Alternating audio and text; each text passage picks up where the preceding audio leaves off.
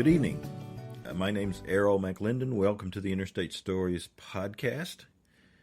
This will become a place, if my dreams come true, for reviewing current roadside attractions, reminiscing about past roadside attractions, interviewing people on their latest itineraries and road trips, interviewing roadside attraction owners, and getting tips on road trips, driving, so that your next road trip will be the best possible. I grew up in an era when road trips were standard fare, and I also toured with country music bands for a year and a half. 2 years ago, I made a massive 1-month road trip, and I will opt to drive whenever possible. And my trips are never point A to point B. I believe the journey is more important than the destination, so I see thousands of things along the way. When I drive, there are two apps I love, and I'll pass those along to you. Road Trippers and Roadside Attractions. Road Trippers is more for what I like because you can put in a section of roadway and get all of the attractions along the way. But be warned, you've got to use the filter aspect of it very diligently, or you won't be able to see the road for all of the things that are pinpointed. And cities virtually disappear under a mass of spots. So that's one downside to it. Roadside Attractions is more informational. Large categories can be explored and then identified on a map of the U.S., but the ability to plug in a route and see everything along it is not available. Both apps are very functional, and I believe each person will find the one that works best for them. And plenty of information. I mean, you can look at this stuff for years, and I particularly like the news category on Roadside Attractions, because it keeps you up with all of the latest developments along the highways. Now, the first order of business today, and thank you so much for listening. This is prior to getting music in and a lot of the polish that I hope this will become in the future.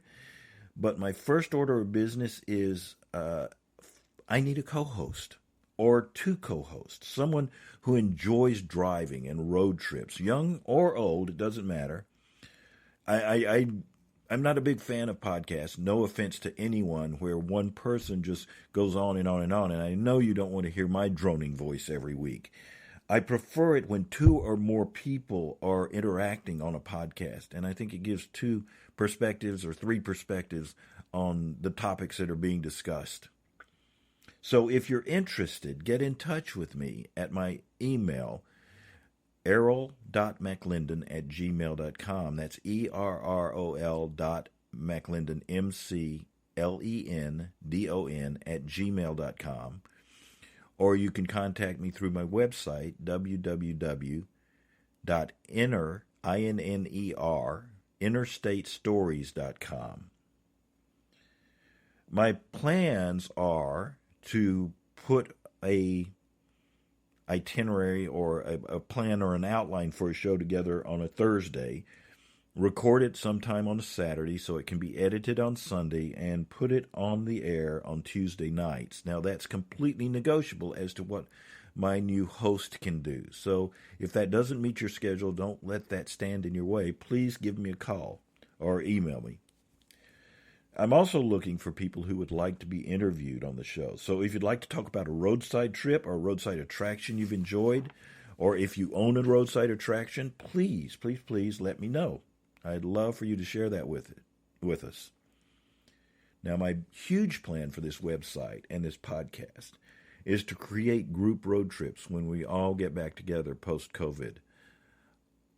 Road tripping has always been a family thing or a very small group thing, but I believe it can be more. I'd like to put together road trips where groups of us caravan together, and because there are a larger group, we can negotiate special rates and deals along the route. So I want to hear from you what routes you would like to travel. Of course, some are sort of common sense. Route 66, Blue Ridge Mountain, Highway 1. But if there are other routes that are not as identifiable, please let me know. Now, all the news out of the way, I'd like to start this podcast talking about the start of a trip, preparing for a trip. That seems like the best place to start. But I when I coach people on their first road trip or their next road trip, I do it from more of a personal standpoint. Sure, I could give you a list of everything you need to take, but there are thousands of those out there on the internet. What I want to do is guide you into how to make your decisions on what to take on the trip and what to see more personal, and how to do it in a way that it doesn't kill you. When I help people prepare for a road trip, my first question is, what do you enjoy? This is vital, and this should be the perspective of every road trip you take. If you're a photographer or an artist, your road trip is going to look different than if you are a hiker or a kayaker. If you're a reader, a list of audiobooks to take with you may be your journey. Or if you're a music buff, a massive amount of music files may be what you want to do on your trip.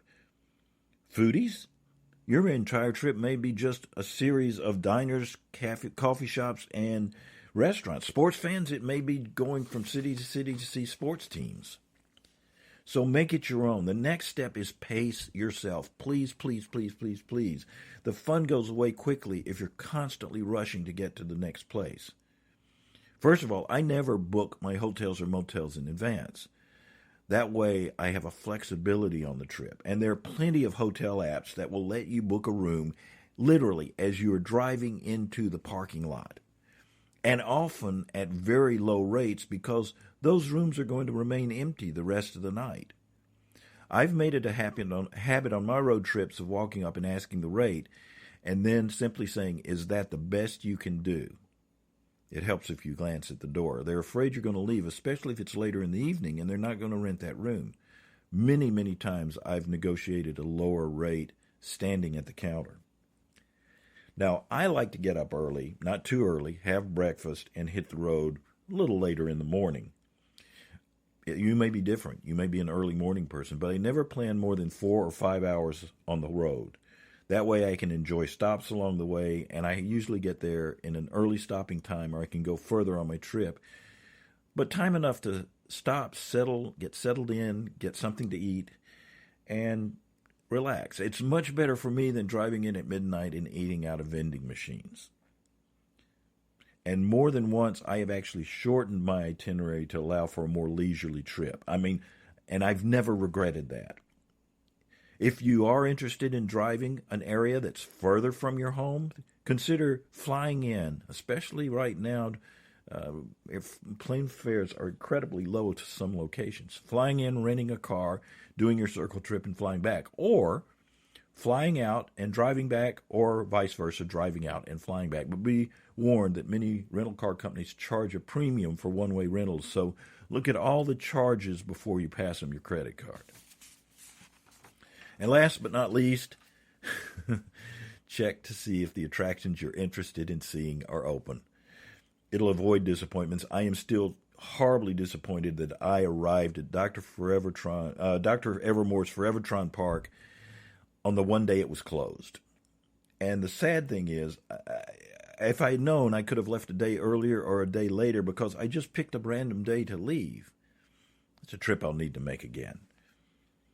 So if you are planning a road trip and would like some ideas or insights from an old tripper or an ex-roadie, please contact me. If you have tips that you would like be passed along, please let me know those too. I don't know everything, but I know a lot from my experiences, and I'm sure you do too. And remember, I'm looking for a co-host and people to interview. So until next week, remember, past trips are imprinted on the landscape and await our return. I'll see you on the road.